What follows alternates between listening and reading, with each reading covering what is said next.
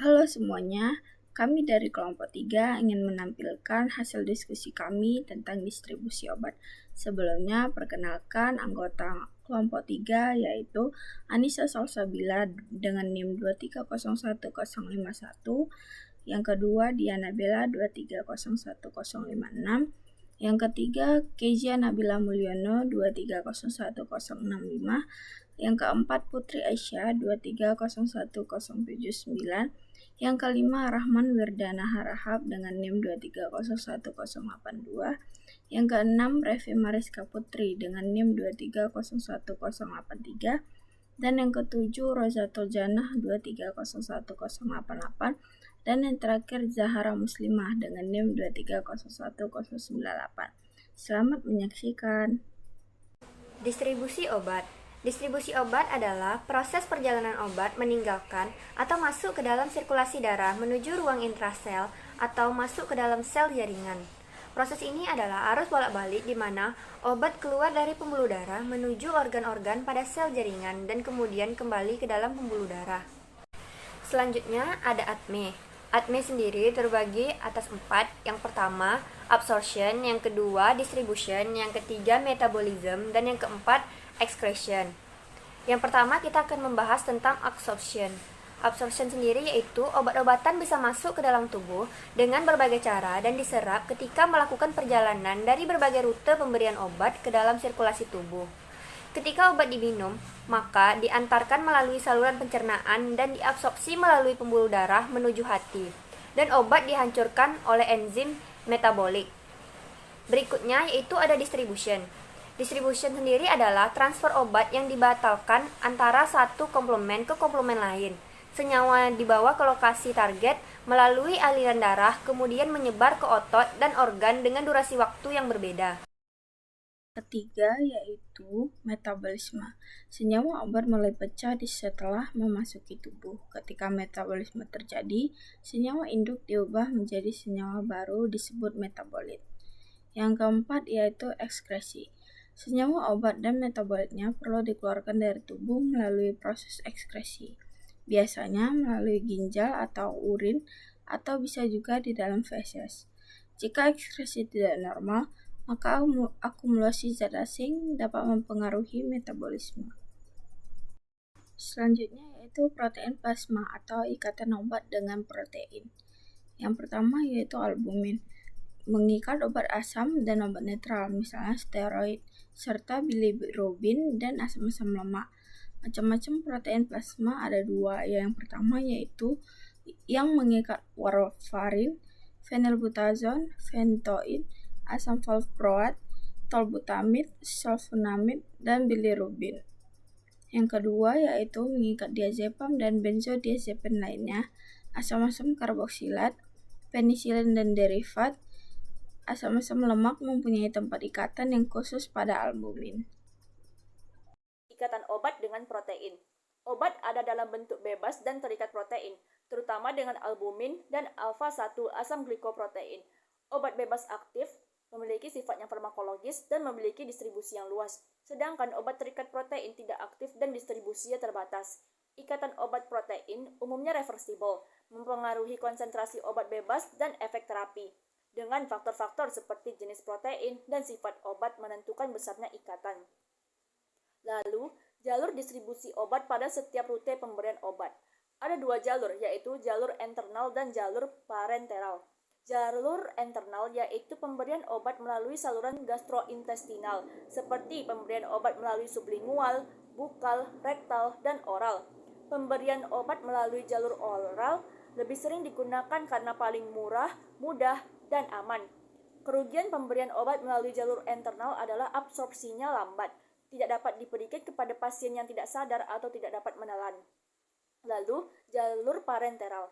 Jalur parenteral adalah transdermal atau topikal, injeksi endotrakeal atau pemberian obat ke dalam trakea menggunakan endotrakeal tube, dan inhalasi. Pemberian obat melalui jalur ini dapat menimbulkan efek sistemik atau lokal. Keuntungan dan kerugian dari jalur pemberian obat.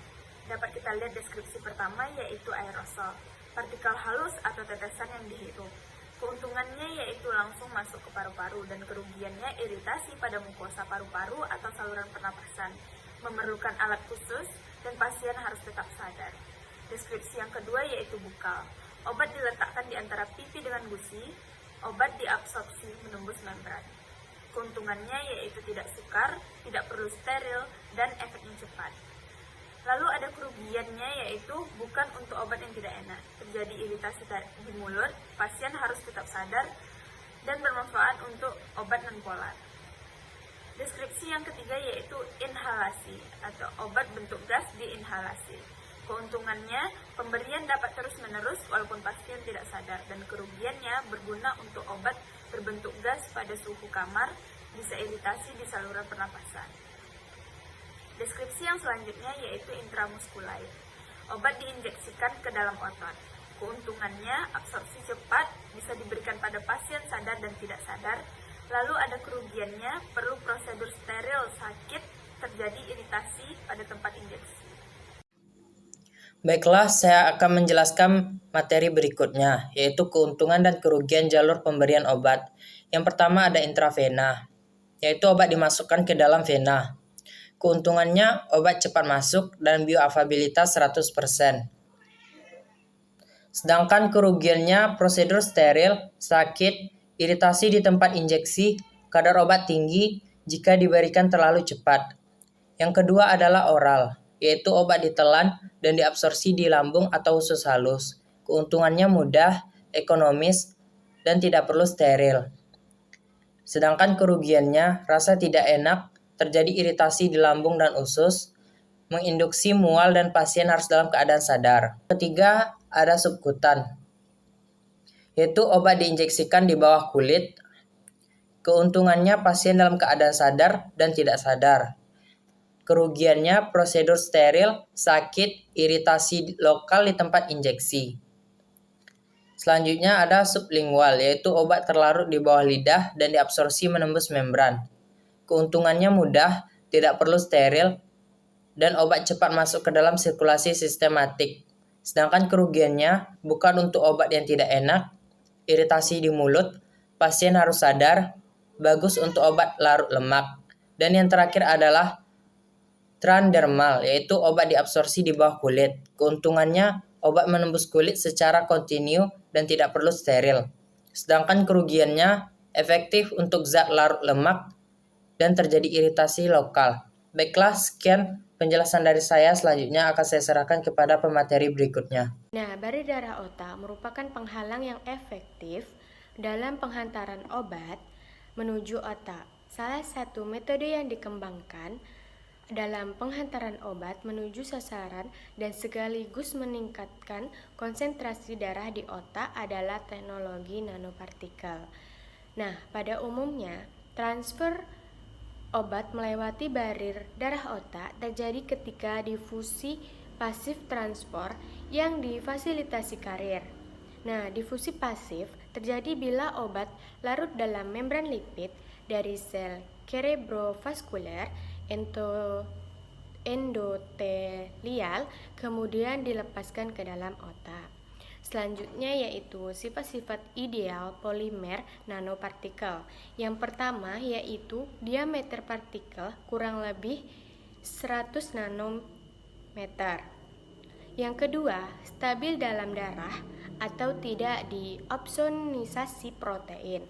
Yang ketiga, dihantarkan ke barir darah otak. Misal, pengguna ligan permukaan sel, reseptor memediasi endositosis. Yang keempat yaitu tidak mengaktifasi neutrofil. Yang kelima, terhindar dari sistem retikuloendotelia.